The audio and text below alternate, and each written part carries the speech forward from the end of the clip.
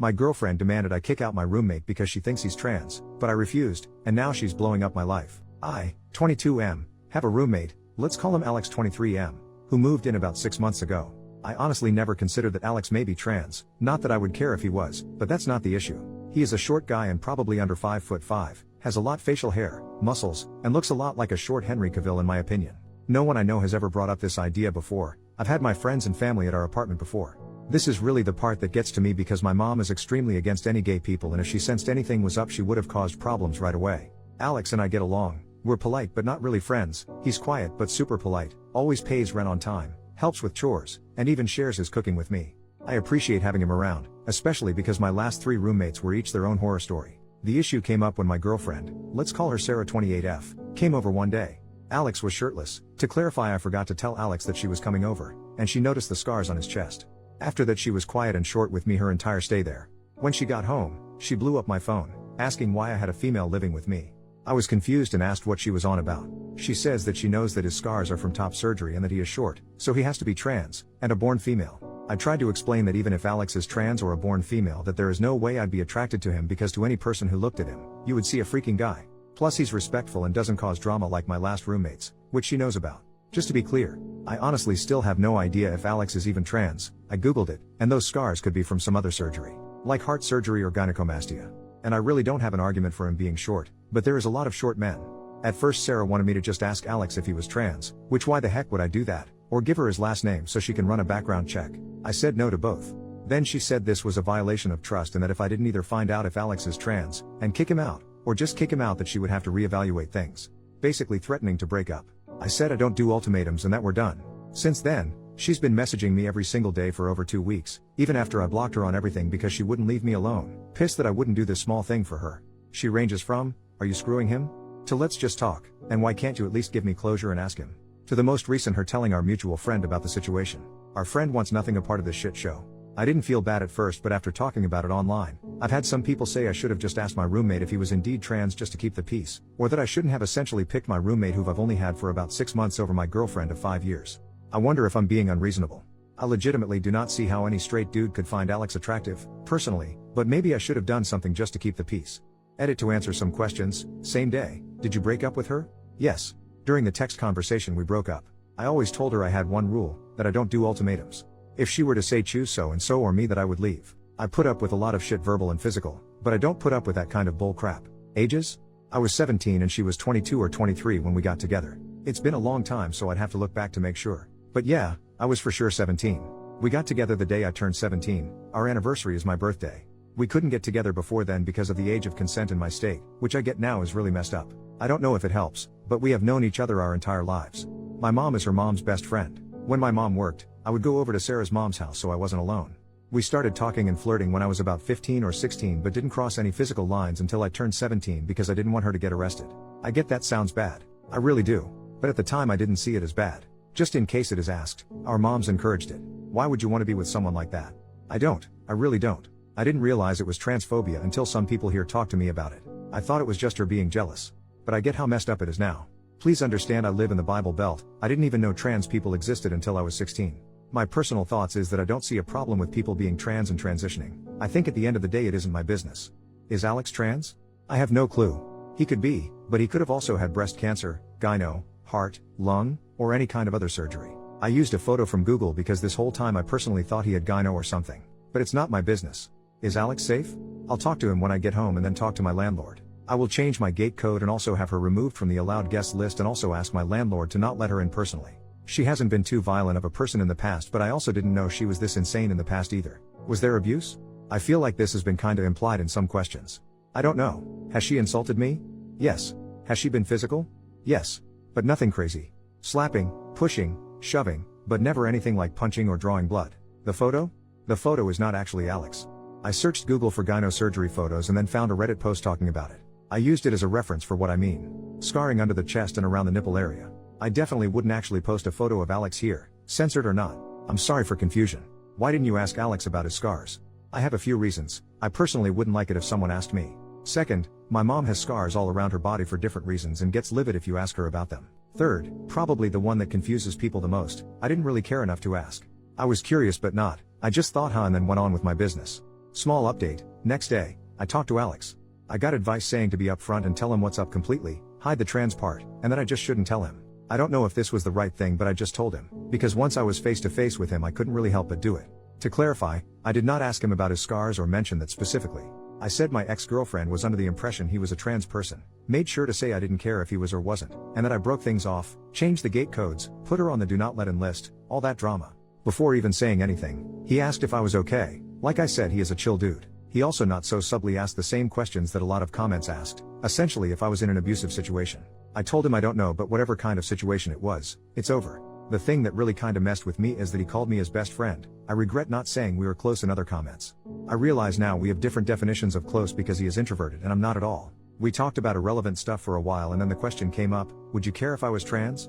To summarize things, yes, Alex is trans mask. He had top surgery when he was 19 and has been on hormones since he was 18. He even has a tattoo with the date he started testosterone. While the idea that he could have been a dude with gyno, cancer, or something else is completely reasonable, it just happens that Alex is trans. And I don't care about that, Alex is Alex. I did show him the post and got permission to update things. I would not have otherwise. He is also roaming this post somewhere, but probably won't comment. Notes, Alex is going to help me out with finding some low-cost or pay scale therapy because he personally hasn't heard good things about the college's therapy services. Like everyone else has said, yes, it was abuse. I see that. I will also hold higher standards for myself in the future. Alex sent me the information for the therapist he sees and I'll contact them in the morning. The landlord knows there is a domestic incident and I trust him when it comes to making sure my ex doesn't show up. The do not allow list was made in mind for this reason. I am not ready to talk to my mom about this, but I hope with some therapy and time I will be. She knows something is going on, but she believes this is a break and not a breakup. Sorry if this sounds like rambling, it is. This has been a rough couple of weeks, my brain is fried and I'm tired. Keep in mind, I'm still a full-time student during this. I also have to keep my grades up for my grants, scholarships, government aid, etc. I do read all comments, even the not so good ones. I will try to respond more before I sleep tonight, but just know even if I don't reply, I have read it. I appreciate all the advice, kicks in the rear, and the sympathy. A side note, I have seen a lot of trans people comment on this post and I have had a few reach out to me in private. I am thankful for your comments as well. It has brought to my attention how tough things are out there because I honestly felt what I did was the bare minimum and not worthy of praise because it should just be expected. But I see that it is being praised for how low of a bar there is when it comes to human decency towards you, and I'm sorry for that and hope things get better. First official update, 2 days later, I talked to the therapist Alex recommended. Normally I would be on the wait list until January, but due to the situation the therapist referred me to one of his associates and I'll be seen as early as next week. I also was recommended to attend a domestic violence support group that gathers once a month. I was originally not going to go because the idea was uncomfortable as hell, but Alex said he'll go with me so at least I'll know someone there and we can leave if it's too weird for me. My mom is aware of the breakup, and she is not too happy. I did not mention the trans part. I said that Sarah was being controlling and I didn't want to put up with it anymore. Got the usual, that's a normal part of any relationship comments, but I stood my ground. My mom seems to be under the same delusion as Sarah that this is a small argument or something and we will get back together. But that is absolutely not happening. I don't really talk to Sarah's mom, so I don't know her thoughts on the matter. The landlord is aware of the situation and will not let Sarah in, should she try to show up. If you don't have the gate code, you have to go to the main office and the employee, landlord's son, will buzz the person in if they are on your accepted people list or call the tenant and ask if they aren't on the list. If the individual is on the do not let in list, especially if it involves a criminal matter, they will be asked to leave. If they don't leave, then it becomes trespassing. I know this sounds like a lot, but the security is why a lot of people live here. Notes after reading some comments, I am sorry for trivializing my abuse. It still feels weird to say abuse, but I do know that it is abuse. Slapping, pushing, and shoving is physical abuse, and if another person came up and told me their partner was doing that, I would call it abuse. It's not that I don't think women can be abusive, but as I said in one of the comments, I don't view it as abuse when it's towards me. This is probably due to being abused by my mom, which I'm going to get help for. For reference, when I mention my mom's abuse, it's why I'm low contact with her. The reason why I was extremely underweight as a kid is because she just straight up didn't feed me a lot of the time. CPS got called a lot, but never did anything. They also didn't take any claims by my teachers that I was being abused as creditable because there were no marks or bruises, which has warped my view on abuse. Going forward, if I date again, then I won't put up with any physical or verbal abuse. A couple of comments helped by saying that if I was confused on if it was wrong, to think about if it was another person going through it, which has been helpful in what I feel is right and wrong treatment towards me. After a lot of talking, it turns out Alex and I have been friends this whole time, but because I've never had an introvert friend before, I didn't exactly realize. Alex says he didn't want to annoy me by trying to chat with me all the time, which ironically is what I was feeling. Now we're going to hang out more and he is trying to get me to join the D&D game he is in. Thank you for reading my giant block of text. I'm grateful for all the comments, regardless if they are good or bad. I do read all of them. Second update, 7 weeks later. Hey everyone, I'm really sorry it's taken so long to update. I've been focusing on my mental health and keeping up with school, but overall, I'm doing better than I ever have. I've been going to therapy every week, it'll be every other week starting in January, attending a domestic violence support group every other week, playing D&D weekly, and I've made several new friends through the support group and D&D. Honestly, if it weren't for Alex, I'm not sure I'd have made it this far. He's driven me to therapy, gone to the support group with me even though he didn't need to, got me into D&D, and introduced me to his friends, who are now also my friends. As for Sarah, who I regret giving that fake name because one of my new friends has the same name, she's in jail. After my initial post, Sarah tried to show up at my apartment, but because she was on the do not let in list, she wasn't allowed in. Instead, she waited for another resident to open the gate, ducked behind their car, and tried to sneak in. She was caught immediately, and the landlord called the police to issue her a formal trespass notice.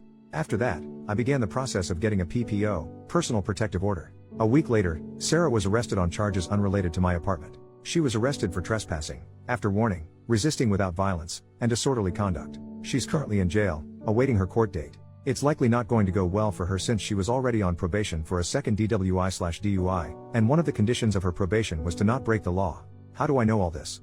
A mutual friend posted it on his Snap story. More good news, my PPO was approved on Monday. It took too long in my opinion, but whatever, it's finally done. Now, for some difficult news, I'm officially no contact with my mom. I know, logically, this is the right decision because she's not a healthy person, but it still hurts.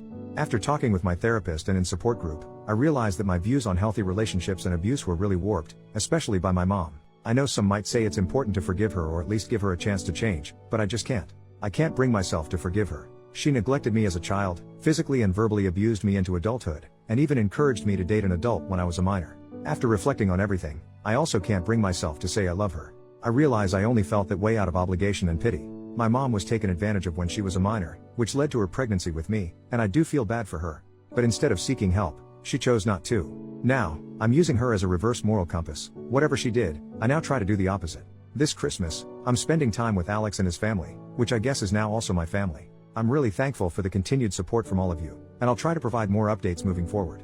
Relevant comments. Commenter, I am really happy for you.